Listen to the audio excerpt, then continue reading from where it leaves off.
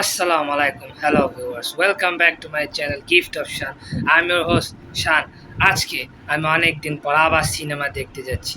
আজকে আমি আমাদের মিরপুরের স্টার সিনেপ্লেক্সে শাকিব খানের তুফান ছবি দেখতে যাচ্ছি। হ্যাঁ, তুফান ছবি দেখতে চলে আসলাম মিরপুর স্টার সিনেপ্লেক্সে এবং বলতেই হয় it might sound a little biased but Mirpur star cineplex is the best of them all.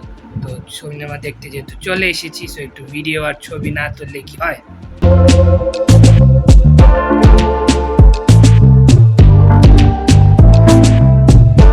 Movie দেখতে গেলে সিনেমা হলে যেখানেই দেখি ওইখানেই কাপলস আর কাপলস, এটা দেখে আসলেই আফসোস লাগে। শান ইজ ফর এভার অ্যালোন, সবার অঙ্ক মেলে, কিন্তু আমার অঙ্ক কেন মেলে না?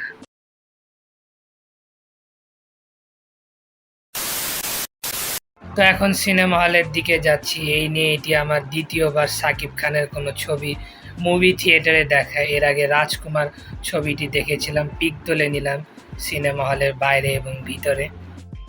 একটু আগেই সিনেমা হলে পৌঁছে গিয়েছিলাম, তাই সিটগুলো খালি খালি দেখছেন, কিন্তু একটু পরেই প্রায় হাউসফুলই হয়ে গিয়েছিল।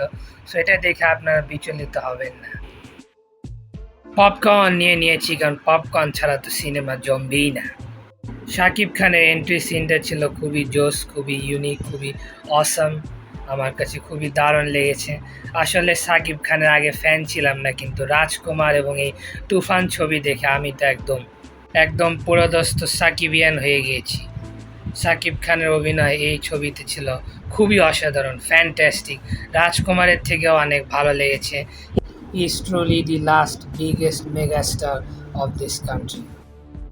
মিমি চক্রবর্তীও খুবই ভালো অভিনয় করেছেন, গ্ল্যামারাস চরিত্র ছিল তার অভিনয় দেখেও খুব ভালো লেগেছে।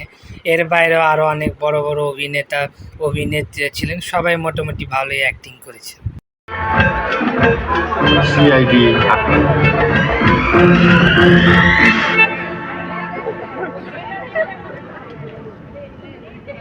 চঞ্চল চৌধুরীর অভিনয় বরাবরের মতোই ছিল, খুবই দারুণ, খুবই অসাম, অনেক ভালো লেগেছে। তিনি ফার্স্ট হাফের পরে এন্ট্রি করেছিলেন মুভিতে, এবং তার এন্ট্রির পরই আসলে ছবিটা একদম আরও ফাটাফাটি হয়ে যায়, একটা এক্সাইটমেন্ট ফ্যাক্টর চলে আসে। তা আমার কাছে তার অভিনয় খুবই ভালো লেগেছিল।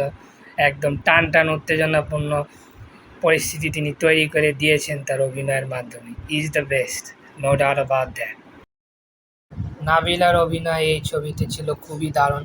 আয়নাবাজিতেও তার অ্যাক্টিং আমার খুবই ভালো লেগেছিল। তিনি খুবই সাবলীল অভিনয় করেন, অনেক পরীক্ষিত অভিনেত্রীদের থেকেও ভালো করেন, কিন্তু কেন জানি তিনি অনেক কম ছবি করেন, কম সিনেমা করেন। এটা আসলেই রহস্যজনক। আশা করব তিনি আরও বেশি বেশি সিনেমা করবেন।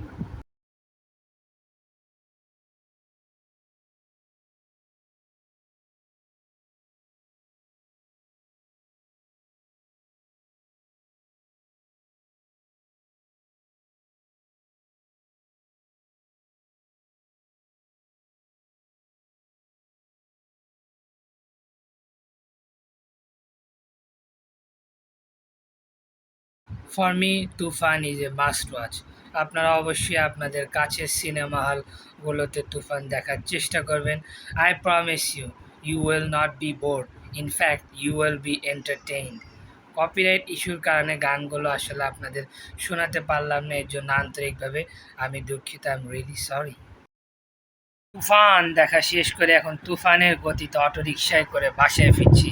ভিডিওটি কেমন লাগলো তা জানাতে ভুলবেন না। ভালো লাগলে 200 থামস আপ বাটনটি প্রেস করে রঙিন করে দিন।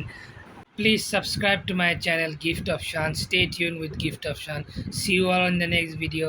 টাটা, আল্লাহ হাফেজ।